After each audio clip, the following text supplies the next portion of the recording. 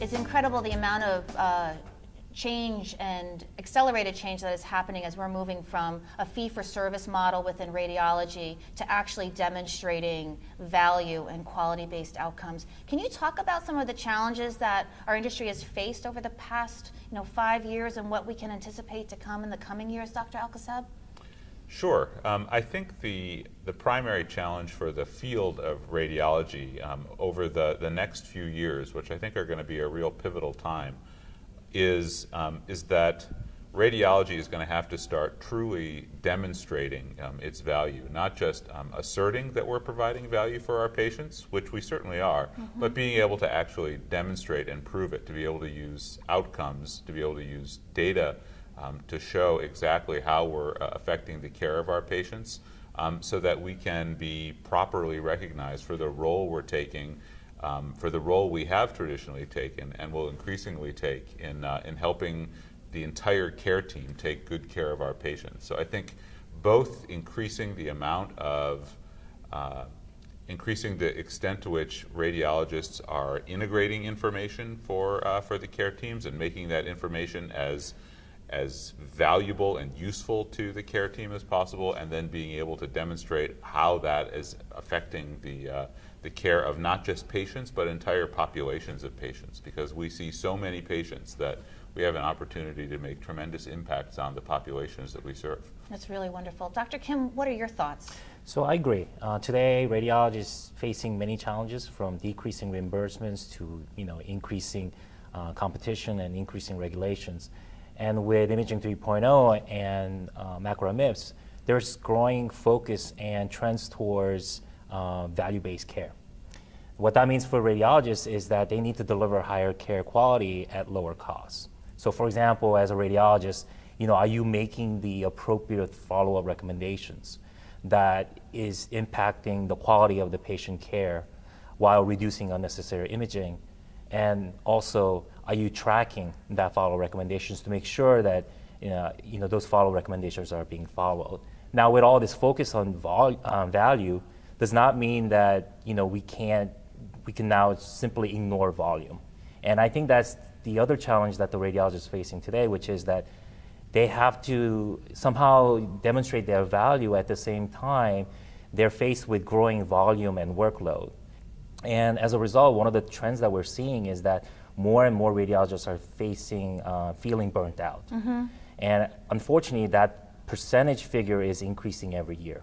It's incredible. You talk about lowering reimbursements, still more incoming imaging studies that need to be performed, whether they're screening or to serve the health system, as well as the stressors that are going on to this. It sounds like almost a perfect storm that is actually going to drive innovation and change.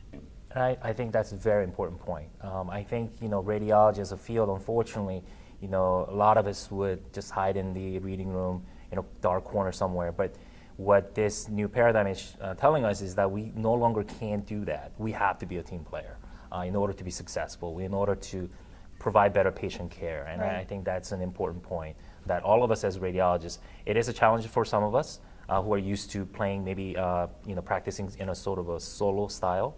But I think we have to get used to the fact that we are a team member and that we are an integral And a very important portion. team member, because so much That's starts with an imaging test to define that patient care pathway. Exactly, and I think that's going to be something that's going to be one of the ways in which, that's going to be one of the opportunities really over the next few years for radiologists to really start demonstrating value, is if we can start to be,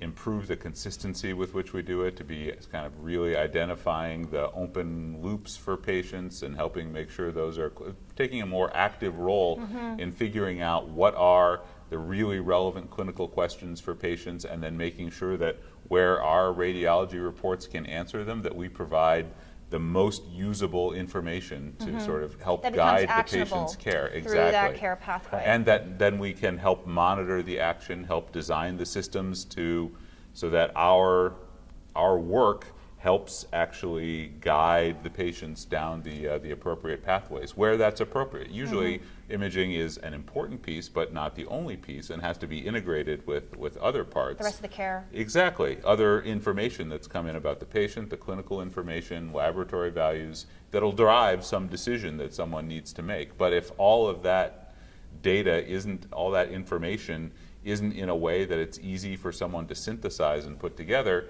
if the radiology information is difficult for the rest of the care team to get from the radiology reports that we're generating, then we're not being good teammates, and we're not taking the best possible care of our patients. And personally, I find this actually an exciting opportunity for us. It is. It really is. Instead of a challenge that we have to deal with, because as a radiologist, I can tell you that I feel like my services, my interpretations are valuable, Right. and I know they impact patient outcome. And this is an opportunity for me to demonstrate that. And I think the challenge is to quantify that value for the others, for reimbursement purposes or whatnot. But aside from that challenge, I know that what I do is valuable, and that's why I became a radiologist, right? And this is an opportunity for me to demonstrate that and demonstrate the fact that I do impact patient outcome. And so this is actually, I find it as an exciting opportunity potentially for us. So, and I feel exactly the same way as you do. I mean, I know that what I'm delivering when I write a report on a patient is an incredibly valuable service to that patient. And I'd really like to make sure that that service actually gets to the patient, right? That it's not possible for that, or that it's much less likely that that service, that the impact will be muted because someone missed it or couldn't find it or forgot it or so on. So having the systems set up and our report creation tool is going to be the first, and I think one of the most important of those systems that can really make it so that our reports can be that maximally effective product for taking care of our patients. That's to me, a really exciting future, because I have a lot of great, useful things to say about my patients. Yes. And it always worries me that some of the effect of them are just sort of going out into the ether and not being appropriately heard. Right. Excellent. And I think there's that thread too about there's the patient outcome, there's the outcome about less duplicative imaging, the appropriate next round of imaging that has to happen for that patient, but also as around that complete patient care pathway and what they have to do next around. Is it surgery? Is it a biopsy? Is it pain management and all those types of things that actually has such a dramatic impact of the words that you're saying and the impressions that you're giving in this report about how it impacts the rest of the enterprise. So, and this is I think going to be, in practical terms, the key transition that radiology and radiologists are going to have to make probably over the next few years, is to think about not just the words that radiologists are putting into their report, but radiology reports, I think, are going to have to become much more data-centric. They're going to have to include usable pieces of data that can then be transmitted as discrete pieces of data to the downstream systems, including information about measurements of tumors, about the recommendations that we make, about the different kinds of specific findings that we're seeing, because those are the things that are going to be driving downstream decisions. And in that downstream system, in the electronic medical record, you want that data to be available to tools like practice alerts and checklists for the care team for the patient in a way that they wouldn't be if the data that the radiologist was creating, if the knowledge that the radiologist created at the time they're doing their report just turned out to be embedded into the words of a radiology report. We have to get the radiology report beyond words, as you say at Nuance. Thank you. And I think that's going to be a real transition for us, because the challenge for that, and the challenge that I am continually making to you at Nuance, is that we do have to help radiology get beyond words, but we have to do it in a way that doesn't leave the radiologist as a data clerk, right? So the or so disruptive to what you're doing today, going back to the pressures of there's more work. you're capturing more information Right. at lower reimbursements. Right. So these pressures are great and these pressures are real. Most people who have been patients in the healthcare system, within the last few years, know just from interacting with their doctors now, right? Right. Because it's almost certainly not going to be just one doctor. That medicine is very much a team game now, in a way that it wasn't even 10 or and certainly not 20 years ago. And radiologists can be an important member of that team, provided that they take it upon themselves to go and be really good teammates, really well plugged into everyone else on the team, making sure that they're enhancing the work of the team rather than just concentrating on their own stuff. And so that's kind of really the focus of Imaging 3.0, is making the radiologist the teammate, the good teammate on the care team in this new team game. Thank you. You've both mentioned Imaging 3.0. That may not be something that is familiar to all of our audience. Could you maybe expand upon that a little bit and what that means, I think, in the coming years and its impact on radiology and the radiologists? Yeah, so it's moving from Imaging 1.0 world of just image acquisition and retrospective reports to Imaging 2.0 world of just digital image management, and firmly moving into this Imaging 3.0 world where you start to integrate imaging into actually patient care as a whole. And I think Imaging 3.0, what it is it's really showing that radiology is no exception. If you watch the healthcare news and the trends right now, everybody's talking about value-based care. And I think what Imaging 3.0 is, it highlights the fact that radiology is not separate, that we are part of the, It's connected to the care team. Exactly, patient care as a whole, that we are playing an integral role in that, and that we are playing a role in value-based care. And that's why I think Imaging 3.0 message is so important. Wonderful. So I think there are going to be a lot of approaches that we can take to doing this. I think one of the first ones is going to be really leveraging first the voice and then the natural language processing capabilities that you have already developed, to be able to start extracting the real usable clinical information from what a radiologist is saying at the time that they're creating the report, and helping the radiologist say, yes, those are the data that I meant to be transmitting to the downstream system. And that is going to be a first step toward doing that, is that the tools are really going to be an assistant to the radiologist, that they're going to start to be more active in helping the radiologist do exactly the right thing. And we're already starting to see that with the clinical guidance tool, Right. Which is starting to say, okay, in this particular clinical situation, here are the things you want to make sure that you mention, and then here are the standard recommendations for those. So you sort of, in particular situations, put the radiologist on rails in order to do kind of whatever the standard of care is for that patient, in sort of a checklist-like Right. way.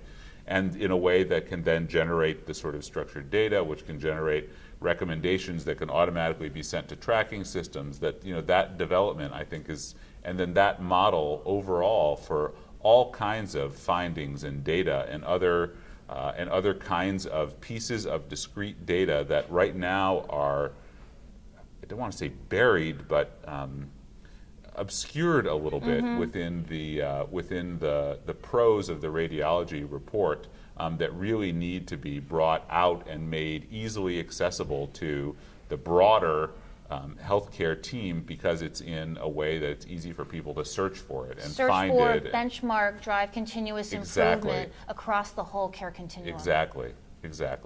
Yeah, and we need to make our reports, actionable, consistent, comprehensive, and evidence-based.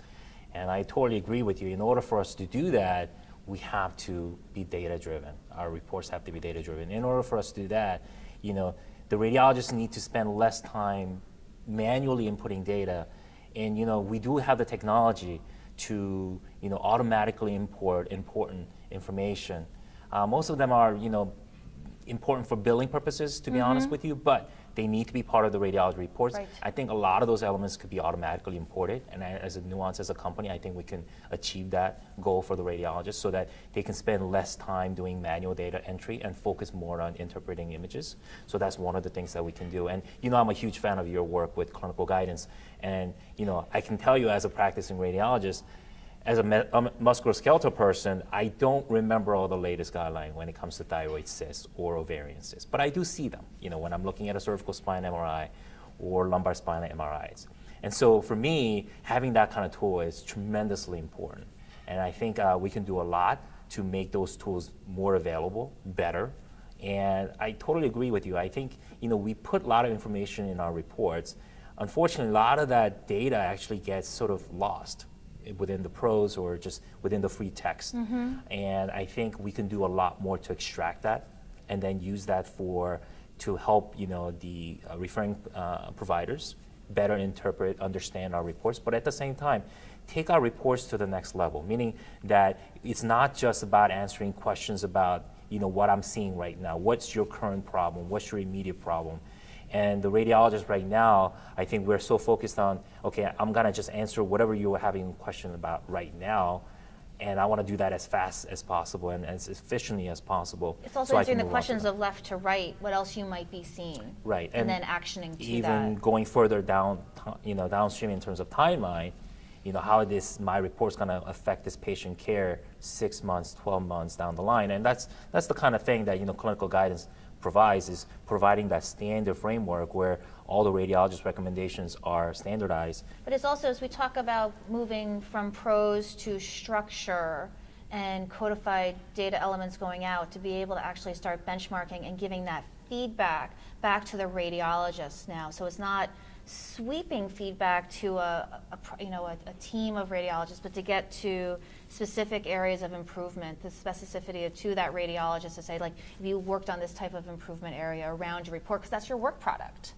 That's And right. so I think that's what's really important as we think about how the reporting is evolving from prose to structure to a platform of information that is being gathered, pre-populated. So you're turning into an attestation of, yes, I agree with this information that's coming in, this, I agree with this, I agree with this. You get to the impression using evidence-based to make your recommendations, whether it's answering the question that's sitting in front of you, or if it's another question that comes up because of the interpretation that you're doing on the images, that impression. And then being able to get that information back to the follow-up radiologist or to the radiologist who did that primary interpretation. It's really fabulous that we can actually start demonstrating and quantifying value. Yeah, and to your point about benchmarking, I think it's extremely important thing that for us to have, because we know that people's behavior change when they're being watched. So one of the things You is get what you measure. right. I don't know how good I am or how bad I am or how Right. many mistakes I'm making. If I'm making 2 left and right errors a day, is that a lot? Is that a little? But if I realize that compared to my peers, my number is really, really high, then I am going to be extra careful. I'm going to change something about the way I practice, something about the way I report to make sure that I reduce those errors, because I don't want to be that outlier. Right. And right now, the challenge is that the radiologist is sort of flying blind a lot of times. I don't know what how I'm practicing. So providing that benchmarking, I think, is extremely important. And it's continuous feedback to drive continuous improvement, which actually drives the value back down to the ordering physician and that care team. So I think that actually highlights what's going to be one of the critical advantages to radiologists of having a more data-oriented report, a more data-accessible report, is that not only is that report, as we've already talked about, going to be more useful to the care team, right? It's going to be more valuable for taking care of that particular patient, but it also has all kinds of extra positive systemic effects. So, one of them that we've just been talking about is the opportunity to drive continuous improvement among radiologists, the community among of our radiologists. radiology practice, right? But then it also drives an opportunity to really start doing much better population health management for our patients, because real clinical data are the lifeblood of doing population health management. And then finally, that is what's going to lead to sort of the broader systemic improvements across our healthcare system. So I think there are going to be a lot of potential facets on that. And if the tools are good enough to help us do this, they can actually not just help us make these better reports, but when we start to recognize that there is some problem, either in the system or with a particular radiologist, Right. the tools can actually start playing a shine a role in light. helping They the shine a light. radiologist recognize Absolutely. or improve their practice to be either better because now we recognize that our particular population needs a slightly different kind of recommendation than another population, and so we're going to change the kinds of recommendations that we make across the board. Right. So we've been consistently doing something wrong, but now our tool's going to guide us to consistently do it more correctly. Or on an individual level where we recognize that someone's an outlier and we say, let's set up the tool to help them do better, Right. to bring it back to Right. the more nearly the standard of care among our practice. And I think that those kinds of opportunities to develop this kind of really advanced tool set is going to be tremendous, and Nuance is really set up to deliver on that. Wonderful, thank you. It's been pretty incredible about this progression of utilizing transcription, moving to speech, natural language processing, to machine learning. It's incredible how this progression has evolved in our industry. What are your thoughts about machine learning? Is it a threat? Is it an opportunity for us? I'd love to hear both your thoughts on this. So I am really excited about the opportunities that are going to come from machine learning. I think for radiologists, we've talked about how there are going to be challenges for radiologists in moving to creating more valuable reports, more data-centric reports that can then be usable more broadly in all kinds of places. And I think that the first machine learning tools, the ones that are going to be the most successful to start with, are going to be the ones that help the radiologist do that, that are going to make it really easy for the radiologist to do that they're going to recognize things in the image and automatically create the data and take the measurements and then immediately make them available to the radiologist to include in their report without them having to measure it and then dictate it again, or search for it and find all the pulmonary nodules, or painstakingly make all the comparisons between the previous complicated study and this complicated study, and measure all the tumors and produce all the tumor volumes and find all of these. I think there are going to be this whole big suite of tools that become available to radiologists that make it really easy for radiologists to do this right data-centered thing with their report, and that our reporting environment is going to evolve to let us incorporate all those tools and use the fruit of all those tools and be the owner and master of this incredible bounty of technology that I think is going to come to assist radiologists in doing better work, more valuable work.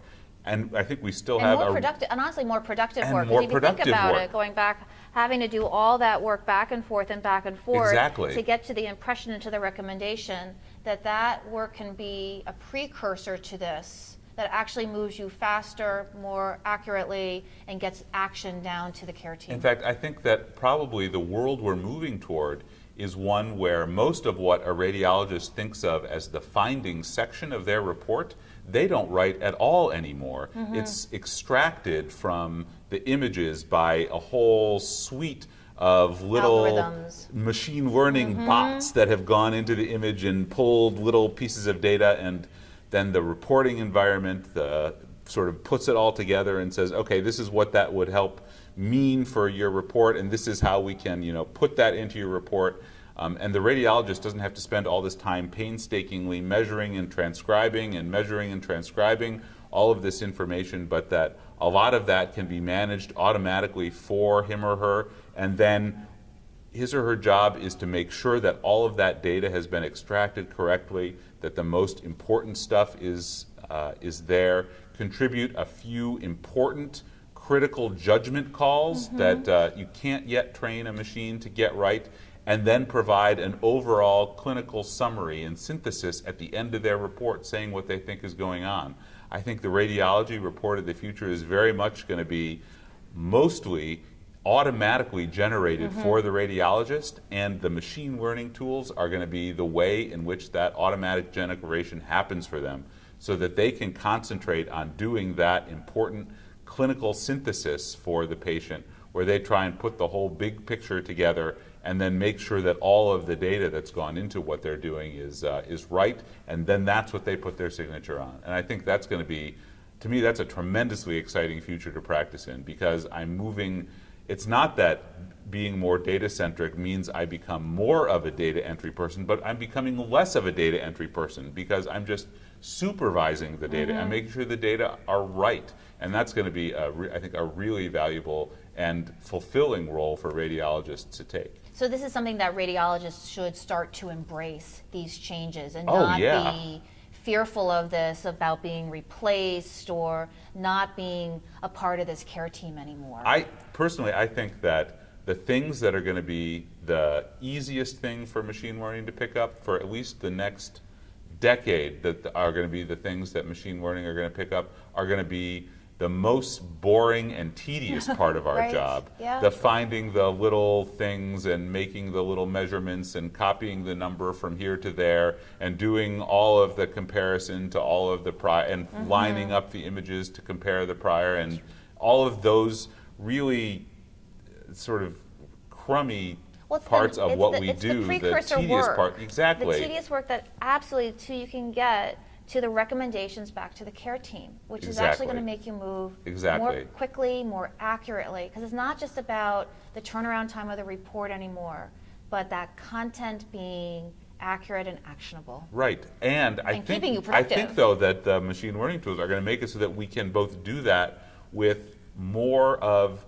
the radiologist's effort focused on the real value that the radiologist adds, which is kind of the clinical synthesis picture, and the making sure that the images are right and that the data extraction has gone right, that we know that technology and we can supervise how that is. And so when the data comes into the system over the radiologist's signature, that the entire rest of the care team can have confidence in that and know that that was appropriate. So I think that a future in which there is a lot of machine learning tools integrated into the radiologist's workflow is going to be one that radiologists are going to be a lot happier with than what they're doing now, which I know to many of my colleagues feels like a lot of busy work, which I'm sure contributes to the sense of burnout that many of my colleagues have talked about and that Woo Jin mentioned. So we focused on the image characterization piece of this. There's another side of it about the historical reports, the previous reports too. And how will machine learning assist with taking out the necessary pieces of those other reports that are coming in? Because that's two pieces. Like, you look at images to make the impression, whether it's the image that has just been acquired, the prior imaging, but there's also the prior reports. What role is machine learning going to play on that side too? Oh, I think that's going to be a really big part of it, because I think, especially in this phase of transition to this sort of more data-oriented time, because our current reports have a lot of really valuable information embedded in them, but in a difficult to pull out and use way. And so I think there are incredible opportunities to develop more advanced kinds of language processing, of data extraction from the prose, that moving kind of that beyond words approach again, right, where we start extracting the really usable information from a prior report that helps prompt us for issues and problems and comparisons that we want to make in the current. Exactly. I think though that the bottom line is that the opportunities for machine learning are going to be looking at that entire data context that the radiologist has at the time that they're reading a study. And it includes everything, what the ordering physician wrote down on the order, what's in the patient's medical record, data that's come from the scanner, data that's in the electronic medical record itself, obviously the imaging data, and ask questions and integrate things within that and provide useful things for the radiologist potentially to include in their report. I think it's all going to be part of a big continuum of tools that are going to help the radiologist figure out exactly what the open clinical questions are for their patient and make sure their report, to the extent possible, is helping answer them. Yeah, so I agree with you. I think, when people hear the term machine learning, they immediately think about machines interpreting images instead of us. But I think, the role of machine learning is it can be applied in other things, like you said, like in looking at prior reports, for example. So, one of the recommendations for pulmonary nodule is if it's stable for X number of years, you stop the follow-up. But if the radiologist does not, look at the prior reports carefully, they may just continue to make follow recommendations over and over again, not knowing that after 2 years, you really should stop. And that's the kind of thing I think machine learning can really help us in, is that, hey, you know what, I already looked at the prior reports, and this has been stable. So, I'm going to change the recommendation I'm going to provide for you because it's been stable And for actually X now number of drive a years. different financial and quality outcome That's right. for that patient and the health system. And patient safety issues. For example, if the patient tells you before he gets on the MRI scanner that, no, I don't have any metals in my body, but the machine learning, by looking at the old reports, noticed that he does have a metal in his orbit and says, no, this patient does have a metal in his body. And that's a patient safety factor that machine learning can play a role in. That's what I would like machine learning to do, is to get rid of all the repetitive tests that we have to do and help us really focus on just providing that intelligent interpretation back to the reporting providers. And so that's what I want machine learning to do for us. If I were to make a prediction about machine learning, it's not so much in your face that, hey, this is machine learning and this is not machine learning. It's that it's going to be so embedded into our workflow that most of the time, if you ask a radiologist, do you know what machine learning aspects that you're using in your solutions that you use every day? I think they won't be able to answer the questions. I think they will be just so used to, oh yeah, this solution that we just got automatically measures the nodules for us and gives me the volume. And it's really cool now that if I measure a 7mm nodule in the right upper lobe, this Nuance product is automatically, putting into the report that it is a 7mm nodule in the right upper lobe, it has a volume of X, and that it's been stable for the last 6 months. So it's almost like a virtual assistant to you. Exactly. That actually starts preparing the work to be interpreted. And I think that what we're going to see is that there's, I think, going to be over the next 3 to 5 years, I think, sort of a transitional phase where there are going to be a few assistants that provide very specific kind of help to the radiologist, either by looking at the images and cueing the radiologist to, oh, there's an adrenal nodule here, or here's a measurement we automatically took of that pulmonary nodule there. Do you want to include those in your report? And assistance with helping recognize what the radiologist is saying. So when they go to describe the ovarian cyst, it says, by the way, we noticed you described an ovarian cyst. Here is the standard Society of Radiologists and Ultrasound recommendations for that ovarian cyst. Do you want to insert that recommendation into your report? That those kinds of just sort of add-on kind of assistance to the way radiologists think of themselves as currently working are going to kind of be where we are in a couple of 3 years.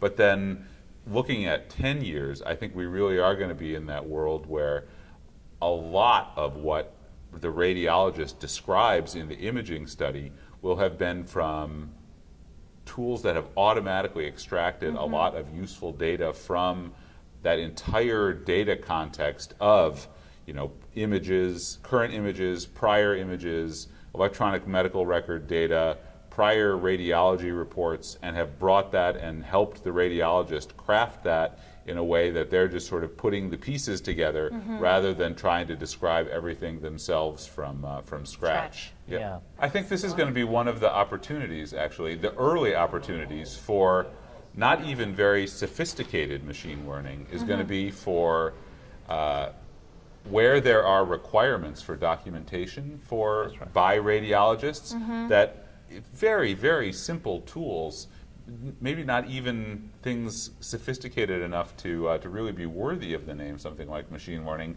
can recognize when something needs to be documented and then make the documentation of it not something that a radiologist has to do manually, but just you get a reminder, you might want to, should I include this for you? And then the radiologist says, yes, include that. And then the appropriate documentation is automatically included for them. And they're going to be because of the number of requirements, there are going to be a bunch of terrific opportunities for that. And there are going to be, again, these ways that radiologists make sure that they're taking the appropriate, getting the appropriate recognition and documentation for the good work that they're already doing. Yeah, it's so important that we help you improve the capture of information.